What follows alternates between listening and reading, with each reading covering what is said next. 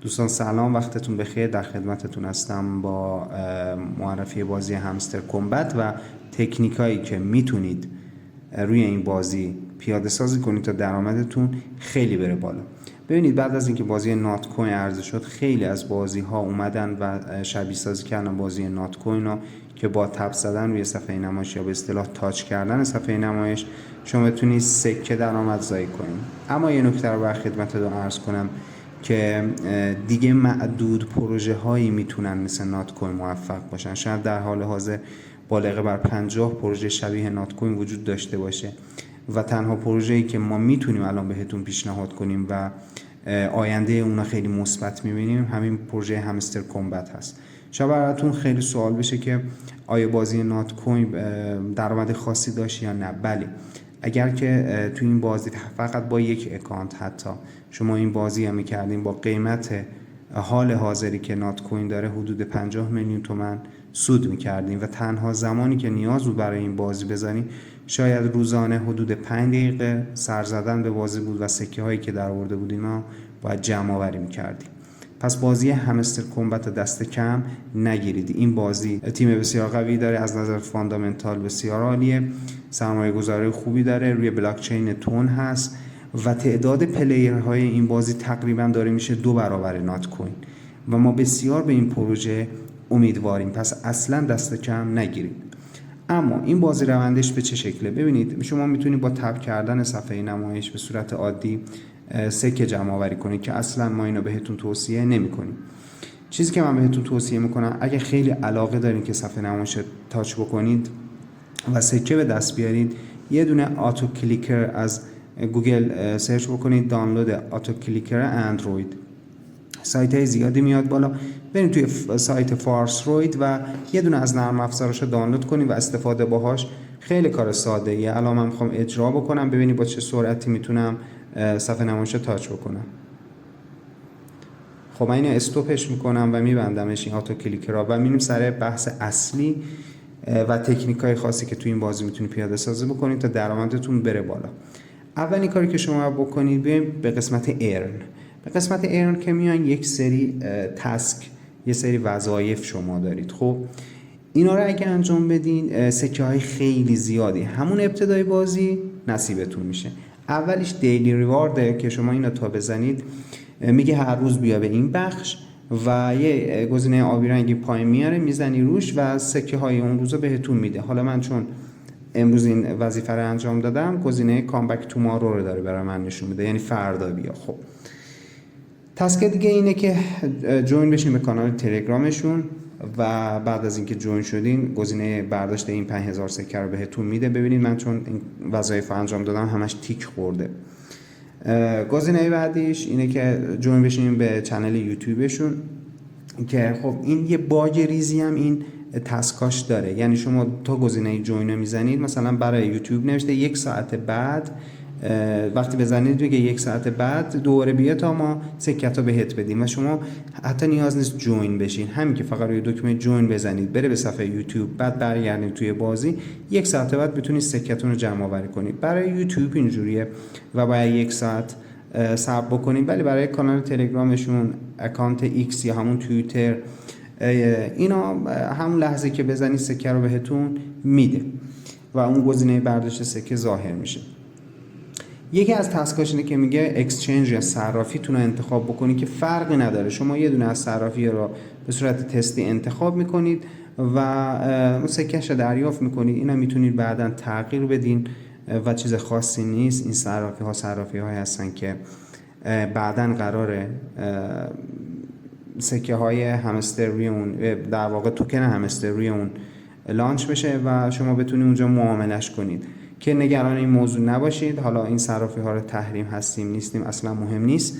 من آموزش هر وقت که عرضه شد آموزش برداشت این توکن ها و تبدیلش به تومن رو برای شما خواهم گذاشت و به راحتی میتونید سکه هاتون رو به تومن تبدیل کنید، کما اینکه ما توی نات کوین هم این کار رو انجام دادیم و خب سکه هامون رو تبدیل کردیم به تومن.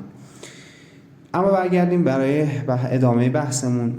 یکی از راه‌های دیگه‌ای که بهتون سکه میده اینه که 3 تا از دوستانتون به بازی دعوت کنید که برای این کار کافیه بیایم به قسمت فرندز و اینجا از قسمت فرندز این لینکی که نوشته اینوایت فرند کنارش یه علامت کپی هست، روی کپی که میزنید این لینک برای شما کپی میشه و میتونین اینو به دوستانتون بدین، اونا به بازی میان، شما هم یه سری سکه دریافت بکنید. خب برمیگردیم به قسمت اصلی کار.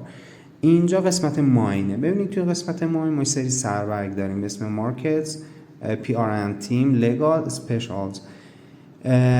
عرضم به خدمتتون که برای اینکه شما بتونید به صورت اتوماتیک وار سکه دریافت کنید و اصلا نیازی نباشه دائم هی به بازی سر بزنید، هی بخواید توی بازی عرضم به خدمتتون صفحه نمایش رو تاچ بکنید، کافیه که گزینه هایی که اینجا قرار داره رو فعال بکنید. ببینید برای مثال الان یکی از گزینه ها نوشته BTC Pairs، من اینا میخوام فعالش کنم، میگه 276 سکه به هم بده تا این فعال بشه و من هر ساعت به تو 43 سکه میدم. الان روی گو اهد میزنم و این فعال شد. حالا میتونم اینو ارتقا بدم، میگه حالا 319 سکه بده که مثبت 46 سکه در ساعت دیگه به این من اضافه کنم، میزنم روش.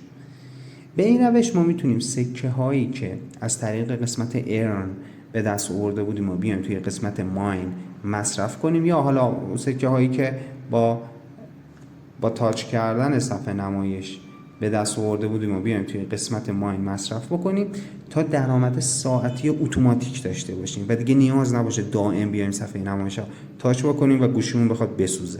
که خب یکی از دوستان من به همین روش گوشیش سوخته از بس اومده صفحه نمایش تاچ کرده.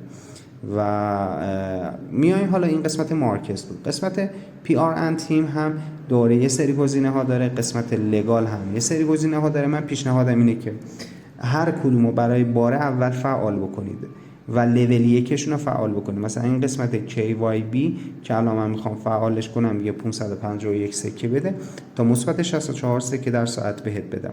این فعال کردن اولیه‌شون سکه خیلی خوبی میده، مثلا مثبت 64 سکه میده به من اینو فعالش میکنم. خب قسمت آخر که اسپیشالز هست، اینجا ما الان من چون دوتا از کارت ها رو خریدم یه قسمت مای کارت برای من اضافه شده. برای شما که بیاین فقط این قسمت نیو کارت و این قسمت میست هست. میست اون ماموریتیه که یا کارتاییه که دیگه از تایمش اکسپایر شده و نمیتونید خریداری کنید، از تایمش گذشته، کاری با اونا نداریم. تو قسمت نیو کارت مثلا الان من میخوام این همستر یوتیوب چنل رو بزنم و گو اهدا بزنم، من اینو 1500 سکه دادم و ساعتی برای من داره چیکار میکنه؟ سکه به من میده و یه تعداد خیلی خوبی میده. معمولا این کارت هایی که تو قسمت اسپیشالز هست، این کارت ها قیمتش خیلی بالاست ولی در عوض میزان سکه‌ای که در ساعت به شما هم میده خیلی بالاست و هر وقت که سکه ها زیاد جمع شد حتما بیاین از این قسمت این کارت ها رو هم خریداری کنید. فرآیند کلی بازی به این صورت. الان برای مثال من در این قسمت در هر ساعت حدود 6260 تا 6 سکه برای من درآمد اتوماتیک داره و کاری که من دیگه نهایت میکنم اینه که روزی 2-3 بار به بازی سر میزنم، سکه هایی که جمع شده رو میبرم در قسمت ماین و مصرفشون میکنم تا یه مدت زیادی این کار انجام میدم. برای مثال تا وقتی که درآمد ساعتی به ساعتی مثلا 100,000 سکه برسه و بعد از اون دیگه یواش یواش فقط چی کار میکنم؟ میام و سکه های بازی ها جمع آوری میکنم تا روزی که این توکنش عرضه بشه و اون موقع بخوایم اینو تبدیلش به تومن بکنیم. حالا من لینک دعوت خودم هم زیر این ویدیو میذارم، اگه دوست داشتین، اگه براتون مفید بود، در قبال این ویدئویی که براتون تهیه کردم خواهش میکنم از لینک دعوت من استفاده کنید که حالا قسمت فرنز منم تعدادشون بره بالا و این چنل و این ویدیو رو هم برای دوستاتون بفرستین. این بازی دست کم نگیرید، امیدوارم که سود خوبی ازش به دست بیارید.